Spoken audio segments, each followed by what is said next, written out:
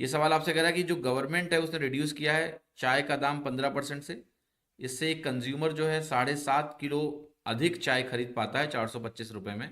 आपको बताना है कि ओरिजिनल प्राइस प्रति किलोग्राम चाय की कितनी थी। देखिएगा ध्यान से, 15% प्राइस रिड्यूस करने का मतलब हुआ -3/20 करना। तो देखो जो होता है प्राइस होता है ना, इसको अगर मैं गुणा करता हूं कंजम्पशन से, तो ये मुझे देता है एक्सपेंडिचर, यानी price into consumption is equal to expenditure, मूल्य इंटू खपत बराबर कुल खर्च।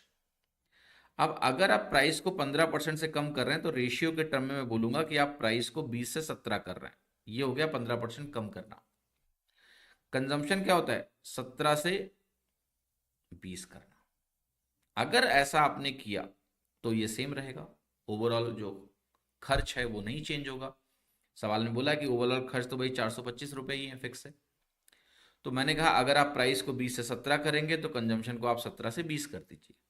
आपने कहा इसका मतलब कंजम्पशन मेरा 3 यूनिट से बदल गया, 3 यूनिट बढ़ गया, और ये 3 यूनिट सवाल में दिया है कि 7.5 किलो के बराबर है। जी हाँ, ये बात भी सही है। तो 1 यूनिट किसके बराबर हो गया, आपने कहा 1 यूनिट तो 2.5 किलो के बराबर हो गया। मुझे यहाँ का प्राइस निकालना है, कैसे निकलेगा, आप यहाँ का कंजम्पशन निकाल लो।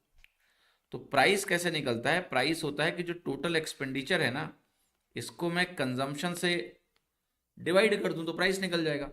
तो एक्सपेंडिचर टोटल 425 मुझे मालूम है, और ओरिजिनल कंजम्पशन कितना बनेगा, अगर 1 यूनिट 2.5 आ गया तो ये बनेगा 17 × 2.5। ये कट जाएगा, यहाँ एक जीरो लग जाएगा।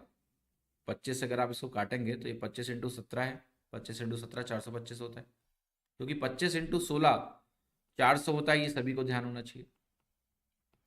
इसलिए मैंने 425 को देख लिया कि 25 × 17 है। अब ये 17 से डिवाइड हो गया तो ये 10 आ गया, तो ये आ गया 10 रुपये पर किलो। ओरिजिनल प्राइस मुझे मिल गया 10 रुपये पर किलो। वो आपका यहाँ पर उत्तर हो गया। आसानी से आप इसको निकाल सकते हैं, यहाँ पर आपको कोई तकलीफ होनी नहीं चाहिए। ठीक है।